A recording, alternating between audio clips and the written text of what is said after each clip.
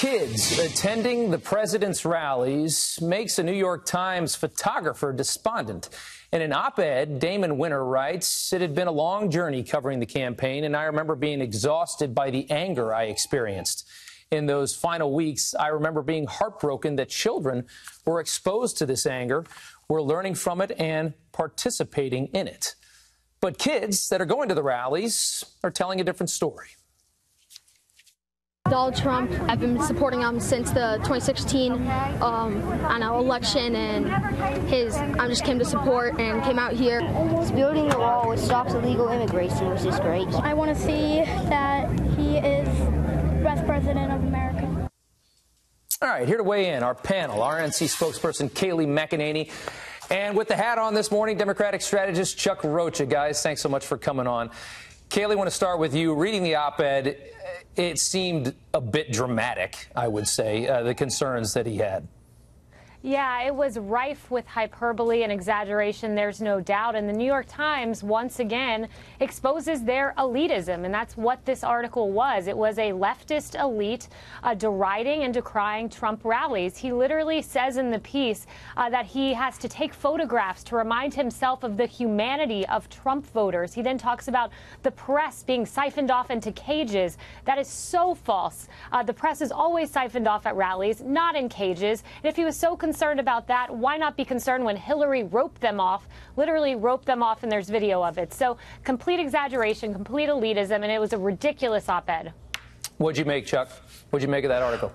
Well, I think politics is an emotional sport. I also think Kelly's got a lot of big words that I don't understand. But what I do understand is this, that there's a lot of emotion in politics. If you want to take your kids to a rally, you have every right to do that. Isn't it the right thing to do at this particular time with this particular campaign? That's up to you as a parent. Let me take me, for example. I live with two 20-year-old grandbabies, and I'm very emotional. I've been even known to punch a dude when he makes the wrong decision at me. So what I do is I take my phone when somebody calls me about politics, and I step outside because the things I know I'm going to say, I don't want them twin babies hearing because I know they're going to repeat it.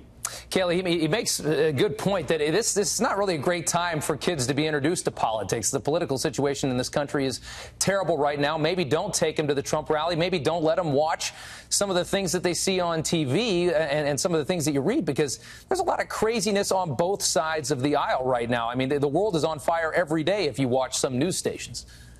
Well, look, I wouldn't take them to a Maxine Waters rally where there's literally encouragement of violent protest against Trump officials, or at least that's how I perceived her statement. But, you know, the kids that you played at the beginning of this segment, I thought it was really interesting to hear, you know, a young person articulate, you know, pretty good arguments against illegal immigration. A lot of these kids walk away having learned something, having been engaged in civics and the political process in a way that maybe they hadn't before. I've been to Trump rallies. As President Trump says, there's a lot of love in the room.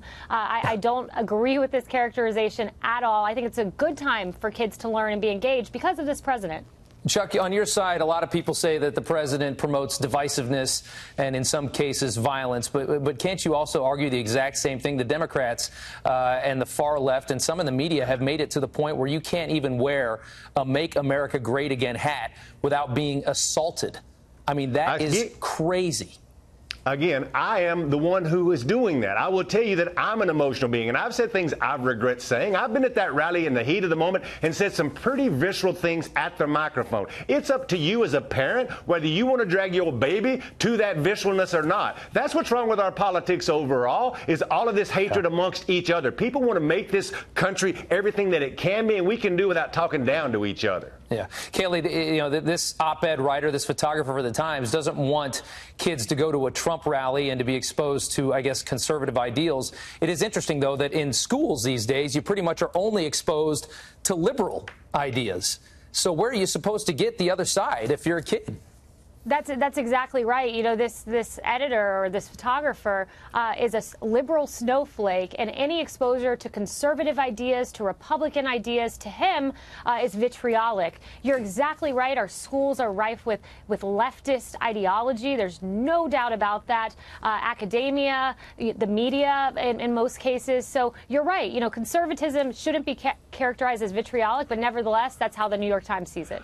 Well, Rob, I would go on to say that I grew up in East Texas, and there ain't no liberalness around my school in East Texas, in Tyler, Texas, where I come from. They won't even let you watch MSNBC over there. So I wouldn't say this rife with liberalism everywhere you go. That's a fair statement. That is a fair statement. All right, guys, thanks so much for coming on this morning. Maybe let the kids just watch cartoons. I like the cartoons. Thanks, Rob. All right.